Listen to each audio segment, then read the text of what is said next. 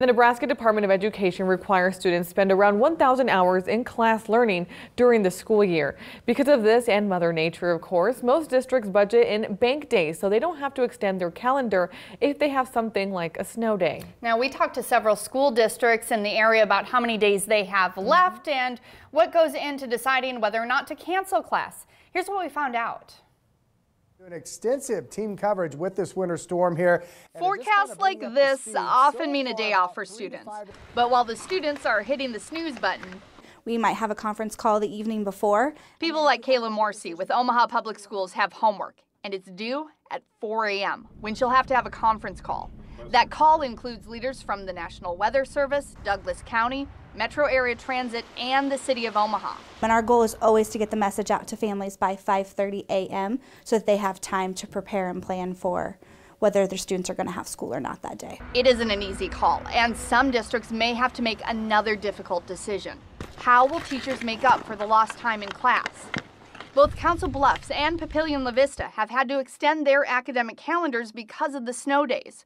Right now, Millard Public Schools' last day is scheduled for May 31st, but if it has to cancel another day of school, officials say they will have to consider their options. As for Bellevue, Elkhorn, Gretna, and Westside, well, they all have at least 5 days left in their arsenal before they would have to consider adjusting their calendars. Officials at OPS say they haven't calculated how many days they have left, but they are confident they will not have to adjust the calendar. Historically, OPS has never been in a situation where we've been in jeopardy of not meeting that guideline because of inclement weather. Well, comparing each snow day is like comparing snowflakes. Kayla says there are some things that often trigger a day off. Significant snowfall amount, which is typically more than about 4 inches. And then we also look at temperatures where we know that within 15 to 20 minutes frostbite could set in. And then we also look at significant ice fall. But no matter the reason for canceling a day of school, a snow day is far from being a day off for the people who decide to close school doors. For any school district, I think that is a decision that's really hard. We always want to keep student and staff safety at top of mind, and that is our #1 priority.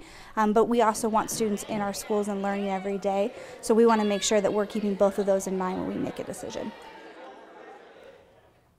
Now, with today's snow, some of those districts have had to cancel another school day. Now Bellevue has just 4 days left on its calendar.